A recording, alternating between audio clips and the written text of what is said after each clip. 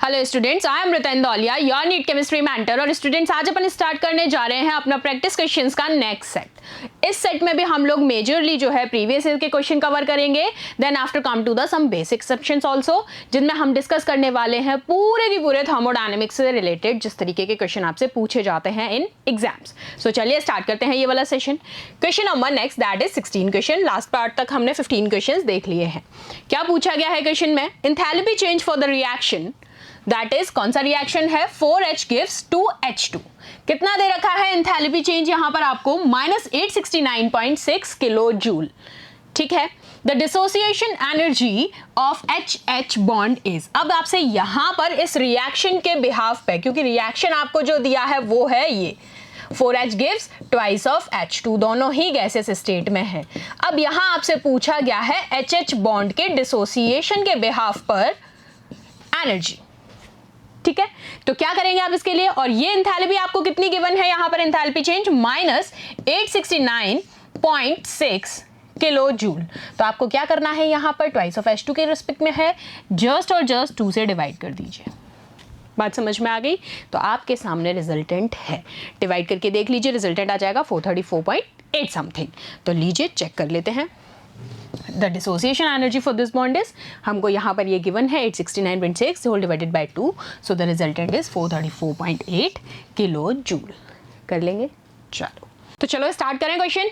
Next question, question number 17। क्या है question में? Consider the following reactions. चलो रिएक्शन को देखें। एंथैल्पी वैल्यूज दे रखी हैं आपके सामने, रिएक्शन भी गिवन है। अब आपसे पूछा क्या गया है क्वेश्चन में वो चेक करते हैं। तो सबसे पहले क्या चेक करनी है? रिएक्शन। आ जाओ। फर्स्ट रिएक्शन में क्या दे रखा है? H प्लस OH दोनों ही एक्वस स्टेट में है और हमें क्या मिल रहा है? H2O liquid. ठीक है, यहां पर जो आपका एंथैल्पी चेंज है वो कितना है? -x1 kilo joule mole inverse. फिर से देख लो, न्यूमेरिक रिस्पेक्ट में नहीं है, अल्फाबेटिक है, और आप इन्होंने मान लिया लेट अस अज्यूम x कितनी है? -x1। H2 second equation check करते हैं। H2 plus half O2 gives H2O, और यहां जो एंथैल्पी चेंज है वो है -x2। होपफुली याद आना चाहिए। इससे पहले वाला जो प्रैक्टिस सेट था उसमें भी इस तरीके का इक्वेशन आपको कराया था, और वहां आपने सबसे पहले चेक किया था क्या कि रिलेशन सिंगल स्टेप या मल्टी स्टेप वाला है। लेकिन यहां आपसे क्या पूछा गया है कि हीट ऑफ फॉर्मेशन की रिएक्शन कौन सी है? तो आप चेक करेंगे 1 to 1। थर्ड स्टेप में क्या है? CO plus H2 gives CO plus H2O, और यहां एंथैल्पी चेंज है -x3। तो क्या अगर मैं फर्स्ट रिएक्शन को लेके चलूं, this one H plus OH, तो क्या आपको ये न्यूट्रलाइजेशन का केस नहीं दिख रहा है? बिल्कुल। अगर हम सेकंड इक्वेशन को चेक कर लें, 1 to 1 इक्वेशंस को चेक कर लेते हैं। सेकंड इक्वेशन को आप देख रहे हैं, H2 plus half O2 gives H2O। आपको क्लियरली दिख रहा है this is in cause of hydrogenation. ठीक है। थर्ड इक्वेशन में क्या है? CO plus H2 that will be give CO plus H2O। तो ये तो कंबशन रिएक्शन है। आपसे तो क्वेश्चन में उन्होंने पूछा है हीट ऑफ फॉर्मेशन। तो चलो लास्ट ऑप्शन चेक करते हैं। लास्ट इक्वेशन क्या दी गई है? यहां है C2H2 plus 5/2 O2 gives 2CO2 plus H2O। This is your heat of formation reaction. Heat of formation. ठीक है, और यहां एंथैल्पी कितनी है? -x4। अब आपसे कहा गया है enthalpy of formation for H2O is कितनी होगी?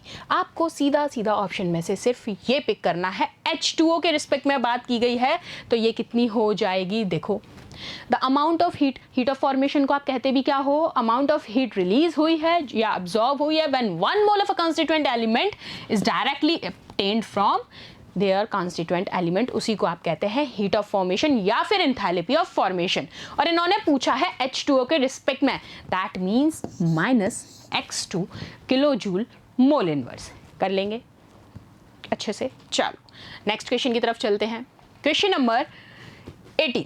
अब ये देखिए 18 पे आते हैं। उससे पहले वही चीज़ है कि न्यूट्रलाइजेशन का केस है, या हाइड्रोजनेशन है, ये कंबशन है, and this is enthalpy of formation. ठीक है, आ जाओ। अब इसमें देखते हैं 18 में आपको क्या कहा गया है? For the reaction twice of Cl gives Cl2, so the correct option is, इस इक्वेशन के लिए क्या है? Twice of Cl gives Cl2 और दोनों ही गैसियस स्टेट में हैं, तो अगर मैं इस रिलेशन से बात करूं इक्वेशन के अकॉर्डिंग, तो यहां मेरा जो डेल्टा H है वो भी लेस देन 0 है, और एंट्रोपी को अगर मैं चेक करूं तो वो भी क्या है, लेस देन 0, और ऑप्शन में आपसे पूछा भी यही गया है, करेक्ट ऑप्शन। तो आंसर तो मुझे यहां मिल गया। लेकिन एक बार चेक करते हैं इस रिएक्शन के लिए, क्योंकि आपको पता है एंट्रोपी के केस में रैंडमनेस डिक्रीज होगी। तो आप कह रहे हैं in the reaction 2Cl gives Cl2, the randomness decreases as 2 moles of chlorine are converted to 1 mole of Cl2। दिख रहा है यहां 2 मोल से 1 मोल में कन्वर्ट हो रहा है, from 2 to 1, that means randomness decreases as the entropy decreases। Clear है? ये लीजिए। So this is an exothermic reaction, तो आप क्या कहेंगे, डेल्टा H भी हमारा 0 हो जाएगा। तो ये लीजिए ऑप्शन नंबर 4 कर लेंगे, कोई दिक्कत? चलो next question, question number 19, in which case change in entropy is negative. आपको एंट्रोपी का चेंज देखना है किसके अंदर नेगेटिव होगा। तो देखो बहुत ही बेसिक से एग्जांपल दिए हुए हैं और मुझे तो ऑप्शन दिख गया है। इसको देखो ना, 2H से H2 बन रहा है, यानी 2 to 1। आप देख रहे हैं इसी केस में आपको नेगेटिव एंट्रोपी देखने को मिल रही है। इस केस में इवेपोरेशन ऑफ वाटर में नहीं, एक्सपेंशन ऑफ गैस ना, सब्लिमेशन भी नहीं। क्या कह देंगे, डेल्टा एस यहाँ पर आपका क्या हो जाएगा, लेस देन 0। और यही दिया हुआ है क्योंकि number of gaseous molecules are also less than 0 in the case of negative, that's why delta S is also less than 0 as the randomness decreases. Clear है? चलो नेक्स्ट क्वेश्चन की तरफ प्रोसीड करूं। अब next question, for a given reaction delta H 35.5 kilojoule mole inverse, delta S 83.6, H is this and S is this। ठीक है, the reaction is spontaneous, ये भी इन्होंने क्लियर कर दिया है। At assume that delta H and S do not vary with temperature, ये very नहीं करेंगे टेम्परेचर के साथ। अब आपको इनके बेसिस पे बताना है कि टेम्परेचर रेंज के साथ साथ आपको चेंज देखना है। तो सबसे पहले अगर मैं बात करूँ स्पॉन्टेनियस रिएक्शन के लिए, आप वही बात करते हैं delta G is equals to delta H minus T delta S। तो आपने कहा स्पॉन्टेनियस रिएक्शन के लिए बात की जाए तो डेल्टा जी हो गया 0। अब जब डेल्टा जी 0 हो गया, ओवरऑल ही 0 हो गया, तो delta H minus T delta S भी तो क्या हो जाएगा हमारा, लेसर देन 0, जब हम इसको 0 ले रहे हैं। तो क्या मैं ये कह सकती हूँ T is greater than delta H by del S, क्योंकि हम यहाँ पर टेम्परेचर को वेरी को नहीं कर रहे हैं। उन्होंने यही बोला टेम्परेचर से कोई डिफरेंसेस नहीं आएंगे। तो आपने इस रिस्पेक्ट में वैल्यूज पुट कर दी। डेल्टा H की वैल्यू आपको क्या दी हुई है, 35.5, S की 83.6। ये लीजिए दोनों वैल्यूज रख दी, मल्टीप्लाई बाय 1000, आपके पास रिजल्टेंट आ गया 424.6। तो मैं इसको 425 लिख सकती हूँ, पॉइंट के बाद 5 से बड़ी वैल्यू चेंज केल्विन। तो आपने कहा T is greater than 425 kelvin, आ जाओ ऑप्शन में, T is greater than 425 kelvin. कर लोगे, कोई दिक्कत नहीं है। चलो next question 21, consider the following liquid vapour equilibrium. अब सुनो, इस क्वेश्चन का सीधा हिंट है, जब लिक्विड वेपर सुन लेते हो तो दिमाग में कौन सी इक्वेशन आती है, क्लॉसियस-क्लैपेरॉन इक्वेशन। आंसर है इसका सीधा सीधा बिकॉज ऑफ क्लॉसियस-क्लैपेरॉन इक्वेशन। अब क्लॉसियस-क्लैपेरॉन तो समझ में आ गई, अब तुम्हें चूज करना है रिलेशन। इन्होंने नेम नहीं दिया है, तुमसे यहाँ इक्वेशन पूछी गई है। अब अगर क्लॉसियस-क्लैपेरॉन का कॉन्सेप्ट याद है कि क्या था उस क्लैपेरॉन इक्वेशन के अंदर, तो यहाँ आप उसको बता पाएंगे। फॉर्मुलेशन अगर याद हो तो क्या थी, D log P whole upon del T, partial form में भी देखें तो D T is equals to delta H V by T square. तो इस रिलेशन में देखो फर्स्ट वाले में ये टी स्क्वायर आ रहा है तो ये गलत। सेकंड में चेक करते हैं, ये लीजिए d l n p upon d T is equals to minus delta H in the case of V R T square. ये रहा आपका आंसर। क्या है, क्या कहा मैंने, क्लॉसियस-क्लैपेरॉन इक्वेशन।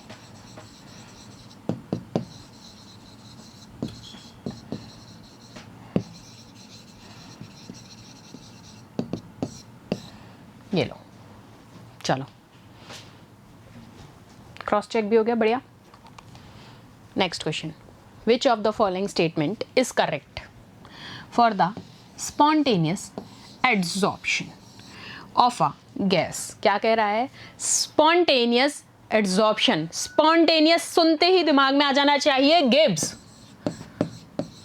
स्पॉन्टेनियस, एड्सॉर्प्शन, और जहां ये आ जाए वहां कौन है, गिब्स फ्री एनर्जी का रिलेशन। तो चलो पढ़ लेते हैं statement. Delta S is negative, therefore delta S should be highly positive. नहीं, डेल्टा एस नेगेटिव होता है उस केस में, और डेल्टा एच जो है वो भी हाईली नेगेटिव होता है। Clear? Delta S is positive, delta is positive, दोनों ही negative. Using Gibbs Helmholtz equation पढ़ाई थी अच्छे से, delta G is equal to delta H minus T delta S, ये लीजिए। और एड्सॉर्प्शन के द्वारा हम कह रहे थे कि एंट्रोपी डिक्रीज होती है, तो हम वहां पर कहते हैं हमारा डेल्टा एस, सॉरी ग्रेटर नहीं, लेसर देन 0 हो जाता है। अब उन्होंने बोला स्पॉन्टेनियस एड्सॉर्प्शन, तो क्या ही फर्क पड़ जाएगा, डेल्टा एच क्या हो जाएगा, नेगेटिव। तो हम कह सकते हैं इससे पॉसिबल है कि डेल्टा एच भी हाईली नेगेटिव होगा। देखो, अगर तुम्हें टर्म भी याद है, इक्वेशन भी याद है, और अगर उसको समझा है, रटने से ज़्यादा समझने पर फोकस किया है, तो इजीली लिंक कर पाओगे कि टर्म आते ही क्लिक हो रही है चीज़, अच्छा ये चीज़ ऐसे थी तो ये हो जाएगा, एग्जैक्टली समझ लो। चलो next, a reaction having equal energies of activation for forward and reverse reactions has equal energies of activation for forward and reverse reaction. अब इक्वल एनर्जीज बोल रहा है, फॉरवर्ड और रिवर्स दोनों के केस में तो आपको याद रहना चाहिए डेल्टा एच आपका क्या रहता है, 0। चेक कर लो, फॉरवर्ड माइनस बैकवर्ड टोटल 0। ठीक है, आ जाओ next, the enthalpy of fusion of water, enthalpy of fusion कह रहा है अभी, enthalpy of fusion of water is 1.435, the molar entropy change for the melting of ice at 0 degree Celsius. Fusion दे रखा है, एंथैल्पी कितना 1.435, और आपसे पूछ रहा है एंट्रोपी, वो भी आइस के रिस्पेक्ट में एट 0 डिग्री सेल्सियस। तो चलो चेक कर लो, सबसे पहले फ्यूजन आपको गिवन है, एंट्रोपी निकाल लो। तो फ्यूजन बाय टेम्परेचर के रिस्पेक्ट में बात कर लोगे, फ्यूजन का टेम्परेचर यहाँ पर हमें पता है, ये हमें दे रखा है 1.435 इंटू 10⁻³ किसके रिस्पेक्ट में है, यूनिट टर्म के रिस्पेक्ट में, और ये हमारा टेम्परेचर 273। सिंपल सा क्वेश्चन है, बेसिक क्रॉस चेक कर लो, 5.26 कैलोरी पर मोल। अच्छा मैं नेक्स्ट क्वेश्चन पर पहुँच गई, सॉरी, ये लीजिए, कर लोगे, बढ़िया, आ जाओ next question. Standard enthalpy and standard entropy changes for the oxidation of ammonia. Standard enthalpy and standard entropy for oxidation of ammonia at 298 kelvin are this and this. अब यहाँ आपको स्टैंडर्ड गिव्स एनर्जी चेंज बताना है same reaction के लिए। तो सबसे पहले रिएक्शन देखते हैं, आओ क्या है, स्टैंडर्ड एंथैल्पी स्टैंडर्ड एंट्रोपी दे रखा है आपको, ऑक्सीडेशन ऑफ अमोनिया, ठीक है, N2+2H2 वाली रिएक्शन आ गई आपकी 298 पे, दिस एंड दिस। अब आपको स्टैंडर्ड गिव्स फ्री एनर्जी लगानी है, वही स्टैंडर्ड, स्टैंडर्ड मतलब ऊपर नॉट लगा दो, ठीक है। चलो अप्लाई करते हैं फॉर्मूले में, ऑप्शन तो बाद में देखेंगे, पहले चेक करोगे। तो ये फॉर्मूला स्टैंडर्ड बोल रहा है तो ये लो, ठीक है। अब क्या कर दोगे, -386.24 ये आपको गिवन है, -298 टेम्परेचर रेंजेस चेक के चलोगे, ये रहा delta S -145.6 unit term divided by 1000, ये आ गया रिजल्टेंट। प्लस माइनस तो आते होंगे, बिल्कुल आते हैं, तो ये लो सोल्यूशन आ गया ये। मेरा काम है फॉर्मूला बताना, फॉर्मूले में वैल्यू रख के दे देना, मैथ तुम अप्लाई कर लो। यहाँ पे बैठ के मैं एक एक पॉइंट का एडिशन में टाइम वेस्ट नहीं करूँगी, तो इतना तुम्हें आता है। -339.3 kilo joule mole inverse, check कर लो ऑप्शन में, ठीक है। चलो नेक्स्ट क्वेश्चन देखते हैं। Considering entropy as a thermodynamic parameter, the criteria for the spontaneity of any process. अब किसी भी प्रोसेस के लिए स्पॉन्टेनिटी का क्राइटेरिया क्या होता है? जब मैंने गिब्स की शुरुआत की थी वहीं मैंने यूनिवर्स से शुरुआत की थी और यूनिवर्स में बोला था सिस्टम प्लस सराउंडिंग। फिर हम सिस्टम प्लस सराउंडिंग से गए थे सिस्टम के ऊपर और वहां बताया था टेम्परेचर एंट्रोपी के रिस्पेक्ट में। और वहां मैंने आपसे कहा था सिस्टम को, क्योंकि हम पढ़ रहे हैं केमिस्ट्री में है सिस्टम इंपॉर्टेंट, और जब पढ़ोगे फिजिक्स में तो वहां है सराउंडिंग से ताल्लुक, यहां करना है सिस्टम से ताल्लुक। तो उस ताल्लुकात को देखते हुए in the point of chemistry तो आप कह रहे हैं स्पॉन्टेनिटी ऑफ एनी प्रोसेस, तो आप क्या कहेंगे? That is delta S system plus delta S surrounding is always greater than 0। Relation देखो, आ जाओ फॉर स्पॉन्टेनियस प्रोसेस, क्योंकि आपको पता है डेल्टा एस टोटल ही ग्रेटर देन 0 होता है, तो ये क्या हो जाएगा? दिस पूरा सेशन क्या है इसके ऊपर, क्योंकि चलो next question, what is the entropy change in joule kelvin inverse mole inverse when 1 mole of ice is converted into water at 0 degree Celsius? So the enthalpy change for the conversion of ice to liquid water is 6 kilojoule mole inverse at 0 degree Celsius। तो ठीक है, अब आपको यहाँ पर overall बताना क्या है? एंट्रोपी चेंज बताना है। तो चलो फॉर्मूले में वैल्यू रख दो फटाफट से। एंट्रोपी के लिए क्या करोगे? Q reversible by T। अब ये आपको गिवन है, टेम्परेचर रेंज हमें पता है 273 केल्विन, सीधा सीधा डिवाइड करना है 6000 divided by 273 kelvin, resultant is 21.978। ये कहाँ है? यहाँ पर ये रहे, कर लेंगे। चलो next, cell reaction is spontaneous when, cell reaction जी स्पॉन्टेनियस कब होंगी? जब डेल्टा जी नेगेटिव होगा। 1000 बार बता चुकी हूँ, for a cell reaction to be spontaneous delta G should be negative as delta G is equals to minus NFE। So the value will be negative only when the E cell is positive। पूरा language भी तुम्हें यहाँ लिख के दे दी है। तो इस तरीके से ये पार्ट कहने को भले ही बहुत छोटा था, क्योंकि ये न्यूमेरिकल कम थ्योरेटिकल ज़्यादा था। मैंने आपसे हमेशा से प्रीवियस इसके क्वेश्चंस भी कराती हूँ, तो इस तरीके से मैं सेट बनाती हूँ कि एक सेट में हमारा कंप्लीट न्यूमेरिकल कवर हो जाए, एक में हमारा कंप्लीट थ्योरेटिकल कवर हो जाए, और थ्योरेटिकल में तुम लिंक कर पाओ as much as you can. ठीक है, और वो लिंक कब कर पाओगे? जब हमने किताबें भी खोली होंगी, लेक्चर भी सुने होंगे, और वो सोते हुए नहीं जागते हुए सुने होंगे। तो बात समझ में आ गई? फिर से कहूँगी, खुद से पढ़ना शुरू करो अच्छे से। मिलेंगे नेक्स्ट सेशन में। अभी सेट ख़त्म नहीं हुआ, अभी तो प्रैक्टिस सेट आएंगे। थर्मो है बेटा, ये हम 1 to 1 टॉपिक वाइज चीज़ ले रहे हैं। ठीक है, प्रैक्टिस सेट नेक्स्ट में मिलेंगे तुम्हारे साथ, तब तक रिवाइज करो। Thank you.